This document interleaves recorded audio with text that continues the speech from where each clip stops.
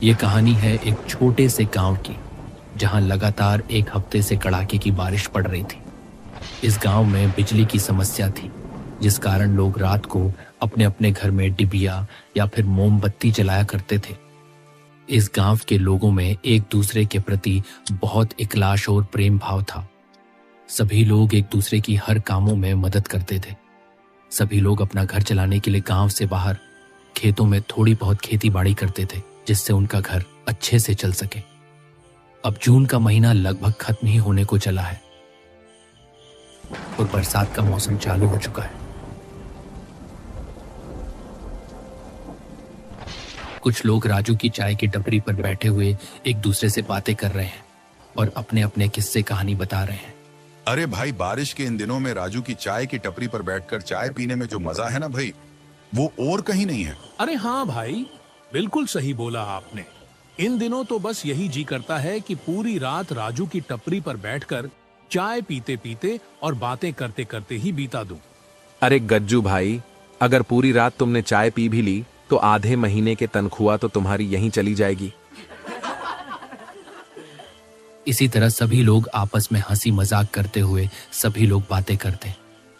बारिश काफी तेज पड़ रही थी और आसमान में काले बादलों के साथ तेज तेज बिजली कड़क रही थी। तभी दूर से राजेंद्र काका भी आते हुए दिखते हैं।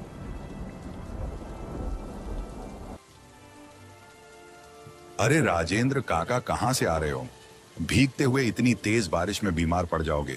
यहाँ आओ और एक कप चाय पिलो और इसी बहाने हमें अपनी कहानियां भी सुना देना। आपकी सारी कहानियां सुनने में बहुत मजा आता है। अरे हाँ भाई, सब ठीक है। घर पर और जाने का क्या है, यही दफ्तर गया था किसी काम से। अब वो काम तो पूरा हुआ नहीं और ऊपर से इतनी तेज बारिश और शुरू हो गई।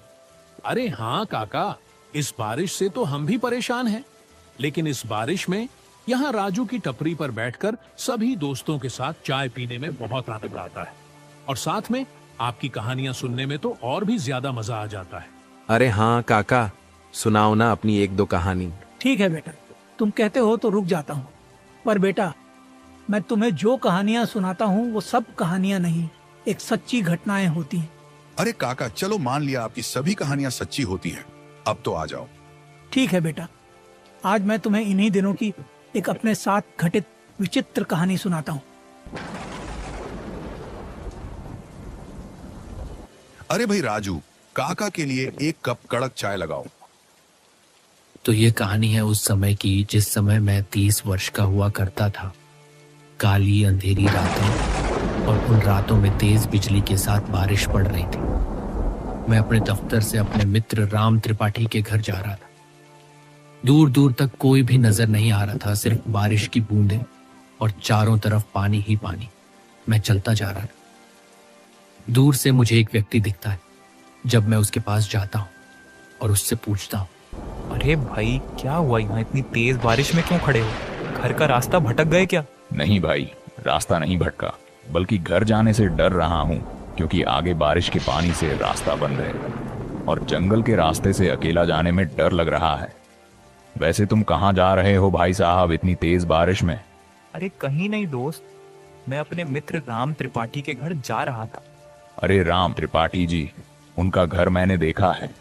उनके घर को 2 रास्ते जाते हैं, एक सीधा और एक जंगल से होता हुआ।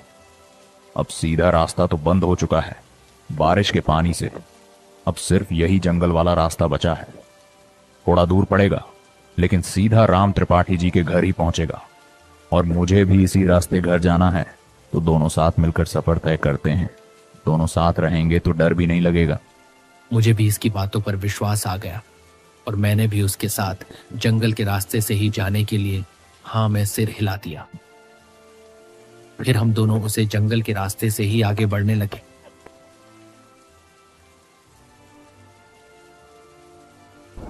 चारों ओर घने जंगल और घने जंगलों में सिर्फ जंगली जानवरों के गुर्राने की आवाज ही आ रही थी।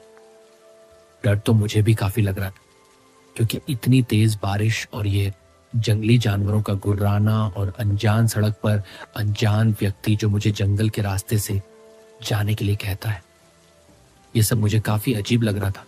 लेकिन मैं कुछ नहीं कर सकता था, इसलिए मैं भी उसे व्यक्ति के साथ आगे बढ़ता चला जा रहा था। क्या पता यह व्यक्ति मुझे मेरी मंजिल तक पहुंचा ही दे।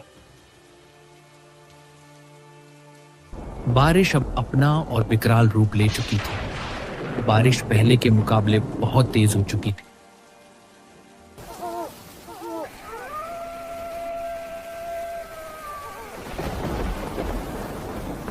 फिर वह व्यक्ति मुझे से बोलता है, अरे भाई, बारिश तो पहले से भी ज्यादा तेज हो चुकी है। हम एक काम करते हैं, इतने पास वाली कुटिया में ही रुक जाते हैं। अब वह कुटिया बिल्कुल खाली पड़ी है, उसमें अब कोई नहीं रहता। जब बारिश रुक जाएगी तब हम फिर से आगे निकल पड़ेंगे। मैंने फिर से उस व्यक्ति की हाँ में हाँ कर दी और उसके साथ पास वाली कुटिया में ही चला गया।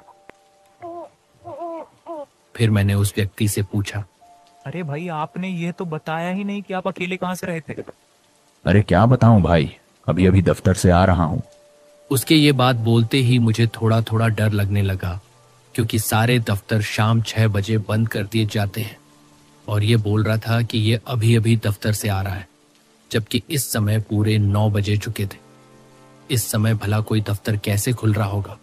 इस बात पर मुझे थोड़ी थोड़ी शंका होने लगी, पर मैं ज्यादा ध्यान नहीं दिया और हम दोनों बहुत समय तक यूं ही आपस में बातें करते रहे।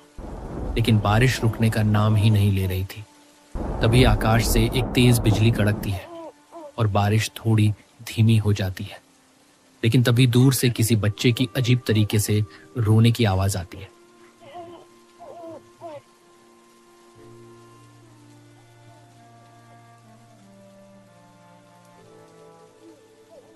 पहले तो मैं इसे मन का बहम मानता हूं, लेकिन तभी वह व्यक्ति भी बोलता है, अरे भाई साहब, कुछ आवाज सुनी आपने, लगता है कोई बच्चा जोर जोर से रो रहा हो। अरे हाँ भाई, आवाज तो मेरे कानों में भी सुनाई दी, लेकिन इतनी तेज बारिश में सुनसान रास्ते पर अपना बच्चा इस तरह कौन छोड़कर जाएगा? मुझे तो ये सब बहुत अजीब लग रहा है। पर भाई, यह भी तो हो सकता है उस बच्चे के साथ उसकी माँ भी हो। इस अंधेरी रात में उसे कोई नजर नहीं आ रहा होगा, इसलिए वह मदद की गुहार नहीं लगा रही। अगर हम पास जाएं तो पता चल भी जाए। हाँ भाई, मुझे भी यही लगता है कि वह बच्चा मदद के लिए ही रो रहा है। कुछ समय तक हम दोनों बाहर की आवाज कौ कान लगाकर सुनते हैं।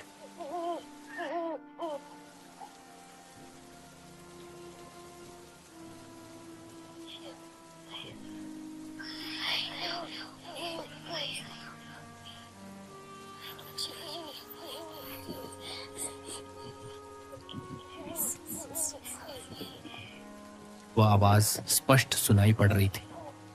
कभी तो किसी बच्चे की रोने की आवाज आ रही थी, तो कभी किसी लड़की की हंसने और गाने की आवाज। मैं तो काफी डर चुका था। हमें एक बार चलकर देखना चाहिए, शायद वह बच्चे मुसीबत में हैं। अरे भाई, अगर कोई मुसीबत में हो भी तो इस तरह हंसता और गाता कौन है? मुझे तो ये कुछ अजीब लग रहा है।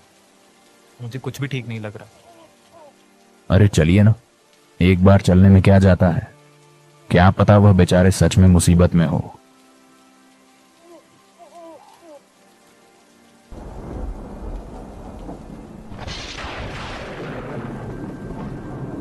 फिर हम दोनों धीरे धीरे अपने पांव उसे आवाज की ओर बढ़ाने लगते हैं। उस आवाज के पीछे पीछे जाते हुए हम एक घने जंगल में पहुंच जाते हैं। इस तेज बारिश की बूंदें शरीर पर सुई चुभना सा लग रहा था।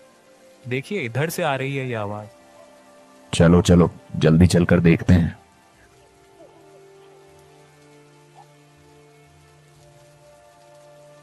हम दोनों उस आवाज के पीछे पीछे एक घनघोर जंगल के बीच आ चुके थे। रात के अंधेरे में ज्यादा दूर तक आंखों से देख पाना मुश्किल हो रहा था।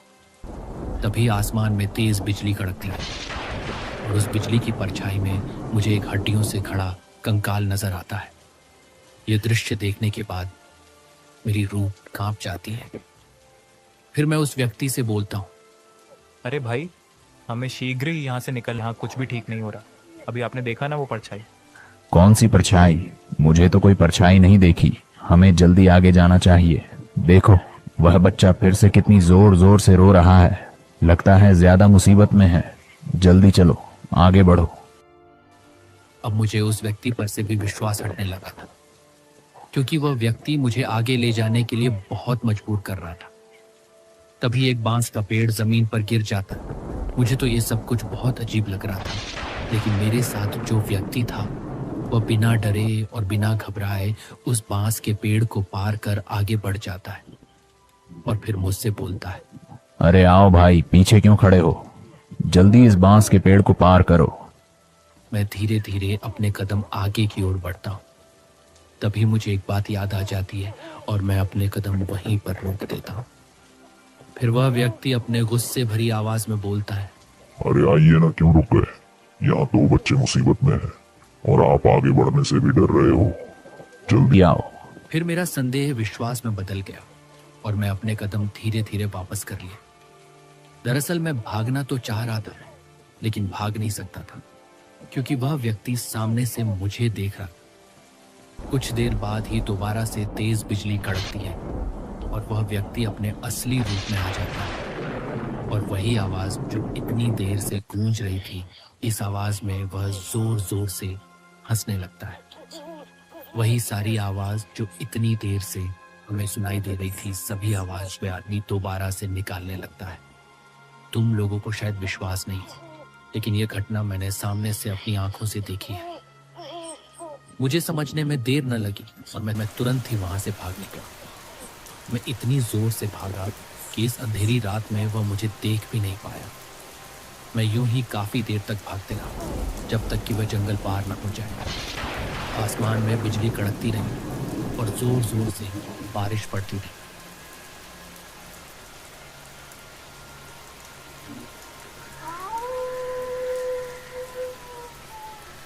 थोड़ी दूर जाने पर ही मुझे मेरा मित्र राम त्रिपाठी आवाज लगाता है, अरे राजेंद्र, मेरे घर का रास्ता याद नहीं रहा था किया तुझे? कहाँ रह गया था? इतनी देर हो गई। मैंने सोचा कहीं रास्ते में फंस गया होगा, इसलिए मैं भी तुम्हें ढूंढता ढूंढता यहाँ तक आ गया। मेरे मित्र की ये आवाज सुनकर मेरे दिल को थोड़ी तसल्ली पड़ी और मैंने राहत की सांस ली। फिर मैं अपने मित्र से बोला कि पहले तुम घर चलो, बाद में मैं तुम्हें सारी बात बताता हूँ। अब बारिश भी लगभग रुक ही चुकी थी और आसमान भी थोड़ा थोड़ा साफ होने लगा था। फिर मैं और मेरा मित्र राम त्रिपाठी दोनों उसके घर चल पड़ते हैं।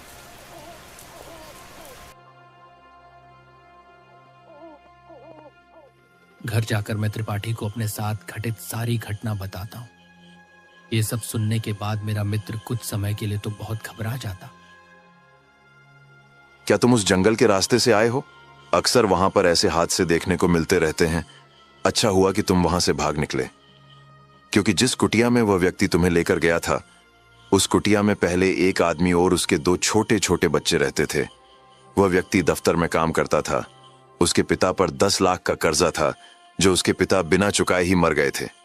बाद में उस बूढ़े का लड़का गांव छोड़कर वहां से भाग गया, लेकिन कुछ व्यक्तियों ने उसका पता कर्जदारों तक पहुंचा दिया, जिसके बाद उन कर्जदारों ने उसकी कुटिया में अंधेरी रात को ही आग लगा दी, जिसमें उसके दोनों बच्चे थे। वो जिंदा जलकर मर गए।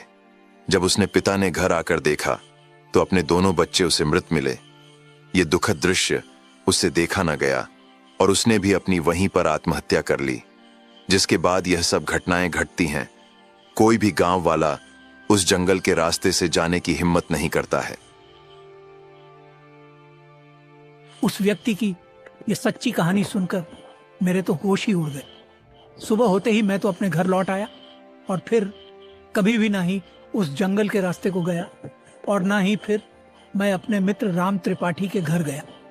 अब जब भी मुझे अपने मित्र से मिलना होता है तो मैं उसे अपने घर ही बुला लेता हूँ। पर राजेंद्र काका, आपको बांस के पेड़ गिरने पर वह कौन सी बात याद आई जो आप आगे नहीं गए?